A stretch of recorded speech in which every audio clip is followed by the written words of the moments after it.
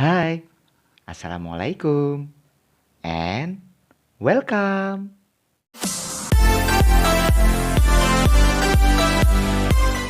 Dalam dunia pendidikan Islam yang dinamis, membangun jejaring atau networking dan kemitraan atau partnership bukan lagi sekedar pilihan, melainkan sebuah keharusan. Kedua elemen ini menjadi fondasi utama untuk mencapai suatu kemajuan, inovasi, dan keberlanjutan. Jejaring memungkinkan kita untuk terhubung dengan individu dan institusi lain, sedangkan kemitraan mengubah koneksi tersebut menjadi kolaborasi konkret yang saling menguntungkan. Saya, Tasiran Hanafiah dari kelas A27, mahasiswa PJJ PAI UIN Cyber Syekh Nurjati Cirebon. Mari kita bahas mengapa networking dan partnership ini begitu penting.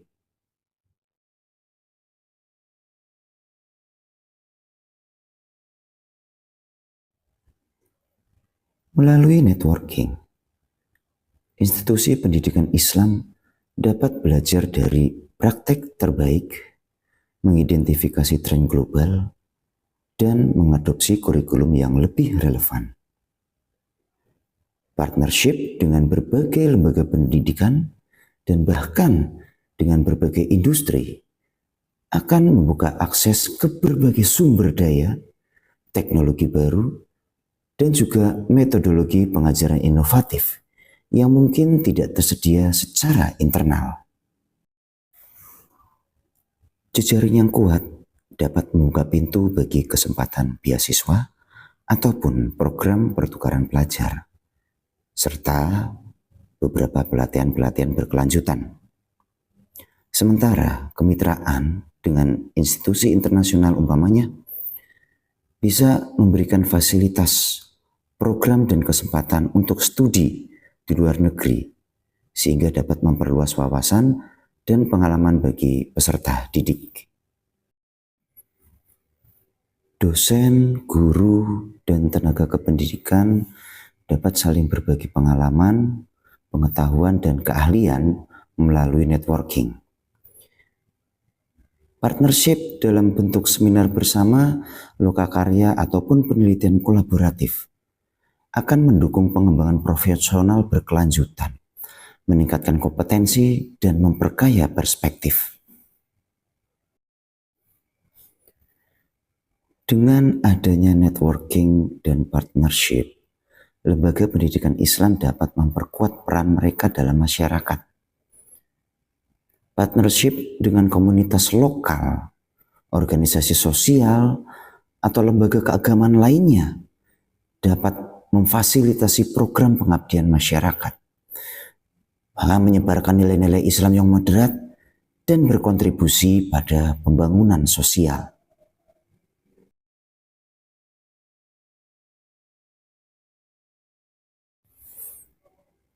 Strategi yang pertama adalah melakukan identifikasi terhadap tujuan dan kebutuhan yang ingin dicapai dari jejaring ataupun kemitraan yang akan kita lakukan. Strategi yang kedua adalah melakukan riset terhadap individu atau institusi yang relevan. Seperti diantaranya adalah melakukan riset terhadap lembaga pendidikan Islam lain atau lembaga pendidikan umum yang lain, atau bahkan mungkin terhadap dunia usaha yang akan kita jadikan sebagai partnership. Strategi yang ketiga adalah memanfaatkan teknologi digital.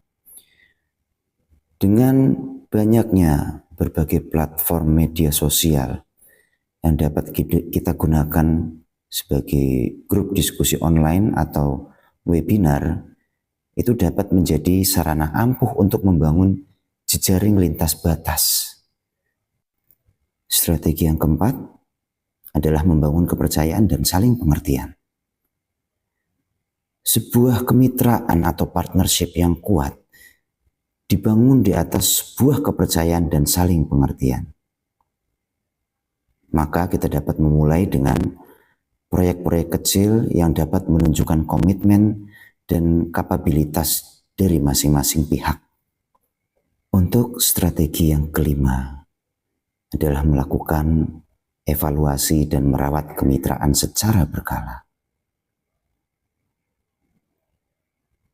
Jejaring dan kemitraan bukanlah sesuatu yang dibentuk lalu ditinggalkan. Maka harus kita lakukan evaluasi secara berkala untuk tetap memastikan tujuan tercapai dan manfaat tetap dirasakan oleh semua pihak.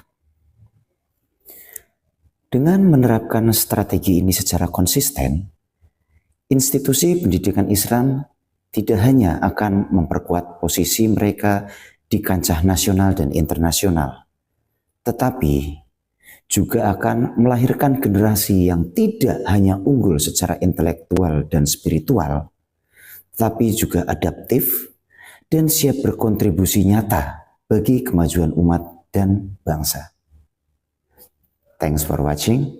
Wassalamualaikum warahmatullahi wabarakatuh.